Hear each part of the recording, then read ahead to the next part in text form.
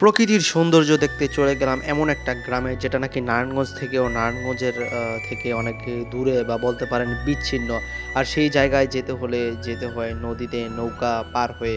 আর সেই গ্রামটার নাম হইতাছে চর দলেশ্বরী, যেটা নাকি একটা চরের মধ্যে হয়েছে আর সেটা নারায়ণগঞ্জ উপজেলার মধ্যেই রয়েছে। সো আমরা নৌকা পার হয়ে সেখানে চলে গেলাম আর গিয়ে দেখলাম চারদিক শুধু সবুজ আর সবুজ। সামনে গিয়ে দেখলাম পারলাম যে কি সুন্দর বিভিন্ন রকম গাছগাছালি।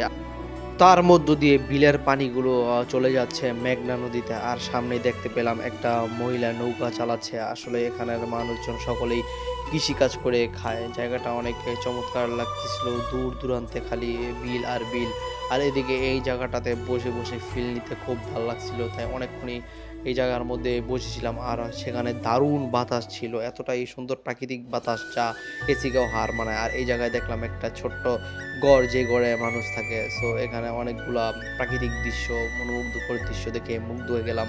আজান দিয়েছে আর মানুষজন কি সুন্দর নামাজ পড়তে যাচ্ছে। আর এখানে পথ রাস্তাঘাটগুলো সবই ছিল মাটির, কোনো পাকা রাস্তাঘাট ছিল না। আর সেই মাটির রাস্তাগুলো আমরা হেঁটে ভ্রমণ করতেছিলাম সেই চর ধলেশ্বরী গ্রামটা। আর এখানে দেখতে পেলাম একটা সুন্দর সাঁকু, আর কিছু মানুষ ভেড়া পালতেছে। সেই ভেড়াগুলো কি সুন্দর করে খাওয়া দাওয়া করতেছে। আমরা ভেড়াগুলোকে একটু নিয়ে দিলাম স্মৃতি হিসাবে।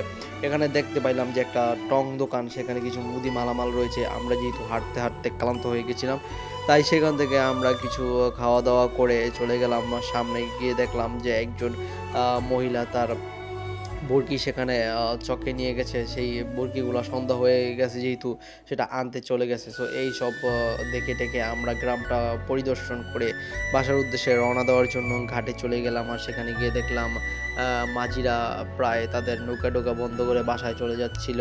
আর তার মাঝে একজন মাঝিকে নিয়ে আমরা পড়ন্ত বিকেলের শেষ প্রহরে চলে গেলাম সেই গ্রাম থেকে। আর সেখানে যাওয়ার উদ্দেশ্য একটাই ছিল, আমাদের অফিস ছুটি ছিল, তাই আমরা সবাই ঘুরতে বের হয়ে গেছিলাম। আর নদীর মধ্যে ঘুরতে বা চিল করতে খুবই মজা লাগে। অবশেষে আমরা চলে আসলাম চুনাবুড়া জামে মসজিদের এখানে। এই মসজিদটা প্রায় 100 বছর পুরনো। এই মসজিদটা ভাঙার কাজ চলতেছে, কারণ এখানে নতুন করে মসজিদ হবে।